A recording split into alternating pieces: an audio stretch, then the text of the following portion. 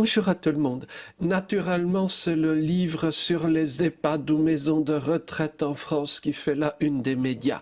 Enfin, le sujet est abordé, pourrait-on dire, mais je n'ai vraiment pas le cœur à la fête, hein. Contrairement à ce que l'on a pu lire, le livre en question ne fait nulle révélation.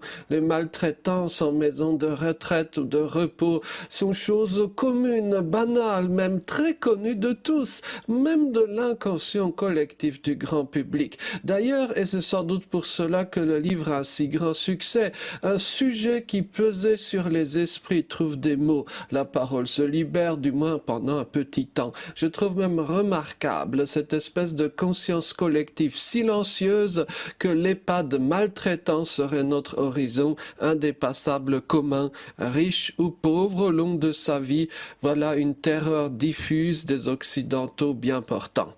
Toutefois, ne nous leurrons pas, rien ne changera à la publication du livre. Le système est bien trop rodé, solide pour être réellement secoué et il en a connu beaucoup d'autres.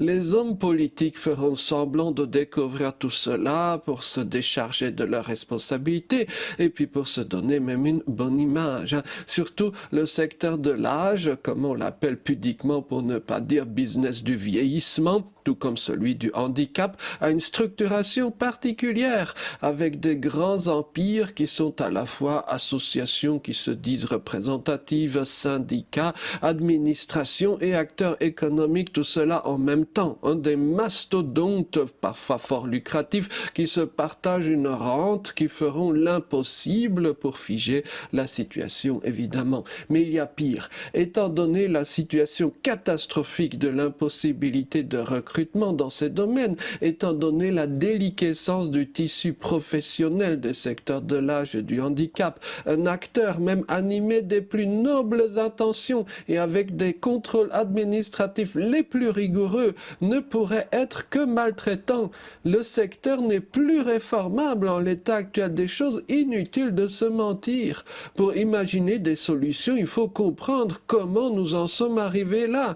Traditionnellement, et cela est extrêmement incorrect à dire, un temps cela a été diabolisé. Traditionnellement, donc, deux types de gens avaient les métiers liés à l'âge ou au handicap, en plus bien sûr de la famille de la personne. Premièrement, les religieux, et notamment les religieuses, et deuxièmement, les gens venus d'ailleurs. Concrètement, pour parler de façon crue, naguère, la personne veillant à votre chevet était souvent une religieuse ou une antillaise, parfois les deux d'ailleurs, avec un système de valeurs spécifiques irréductibles à la logique occidentale marchande. Étrangère au siècle, cette personne procédait selon un autre schéma. Ma propre mère, réfugiée politique, hautement diplômée, ayant occupé de hautes fonctions, a choisi en France d'être aide à domicile pour personnes dépendantes. Le salaire dérisoire n'était nullement une source de peine pour elle. Bien au contraire, sa valorisation était ailleurs.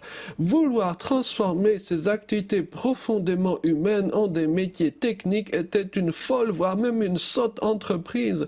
Peu à peu, on constate que quelles que soient les dizaines de milliards engloutis, quel que soit le degré de bureaucratisation du secteur de l'âge ou du handicap, les résultats en chute libre sont catastrophiquement inférieurs à ceux de naguère.